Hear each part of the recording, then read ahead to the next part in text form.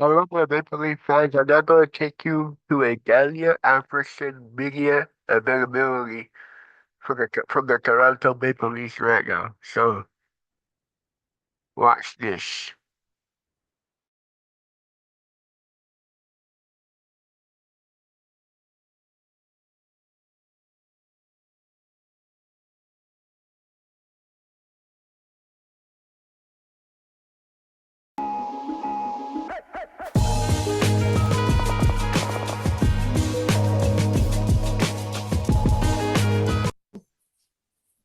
Thank you.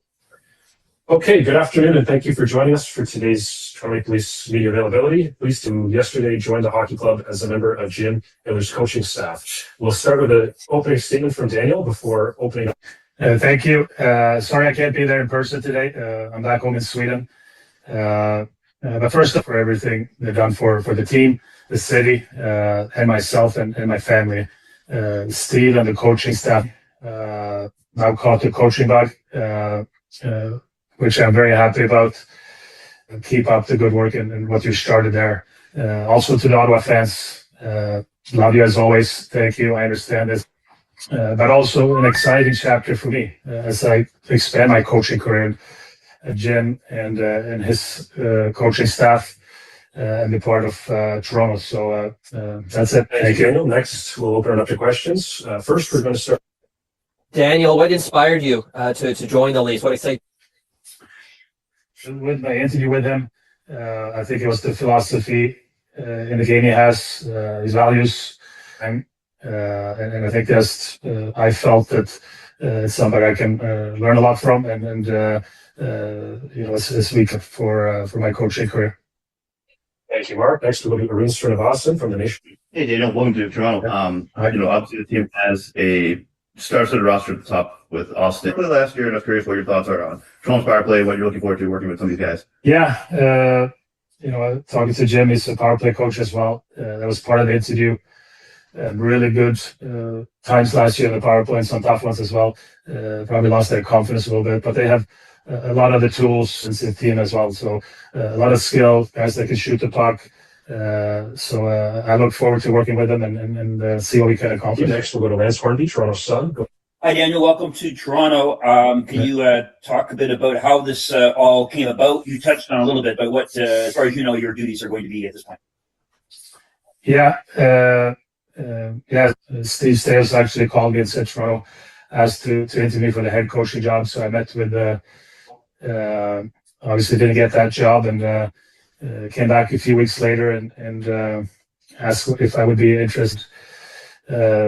Once I had my interview with Jim, like we talked about, like I said earlier, then I felt that this could be a good step, and I think learning from different people, different voices from all the coaches I've talked to, I felt myself learning a lot from Travis and the rest of the people, different voices. You get to learn from the bigger repertoire you're going to have as a coach. Me with his knowledge and the style he likes to play, and then as far as role, we talk power play.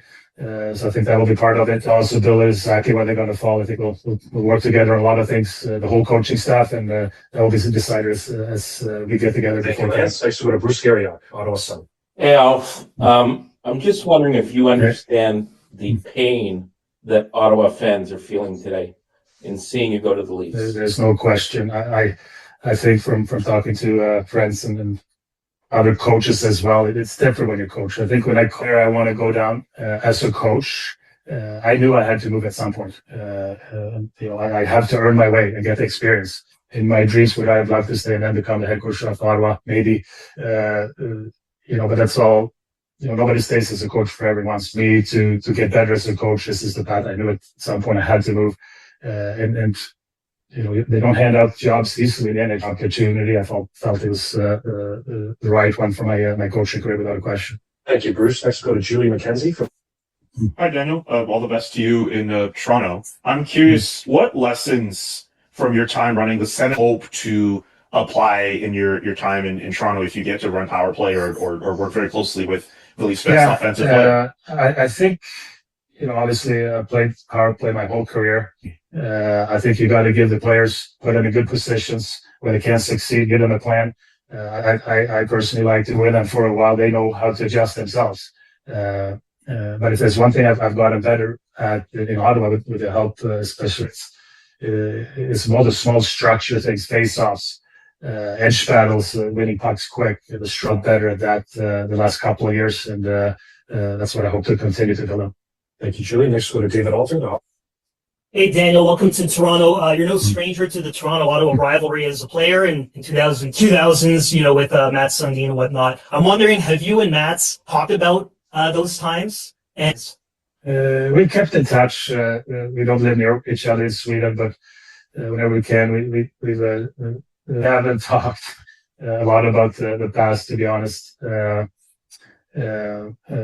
obviously, I think he has so much to bring, leadership, experience, and he have had with him, and you can tell he's really excited about this opportunity and try to do something really good. Thank you, David. Next, we'll go to Luke Fox, Sports.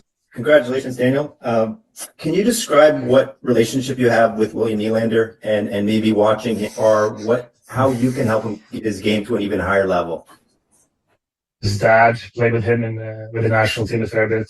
Friends with him for a long time. Been following William for a long time as well. I think there's no question, he has some unbelievable tools and that are hard to teach. Well, I worked with him at Four Nations for the first time, and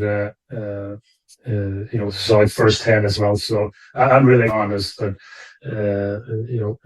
he's a player that is very important to this team.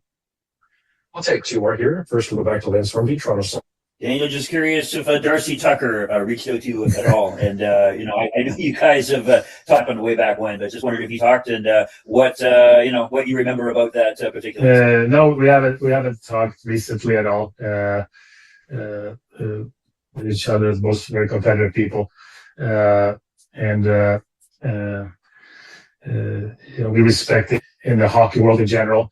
We all love to have competitive people on our teams, and he was definitely one of them. Our last question will go to Julie McKenzie.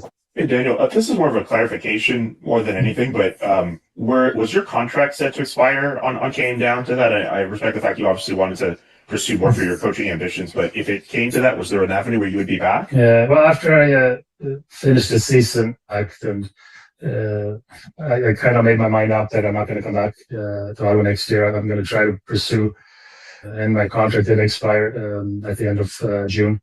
And then I looked at opportunities inside and outside the NHL for which path it was going to go. Here we are today.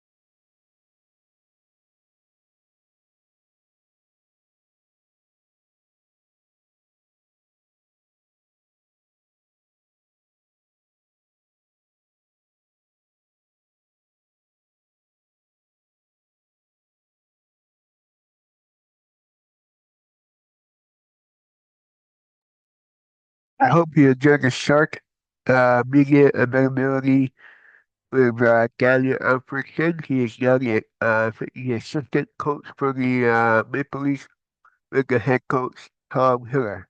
So I hope you enjoyed the short interview. Have a good one. I'll be back later on with baseball highlights. See you later.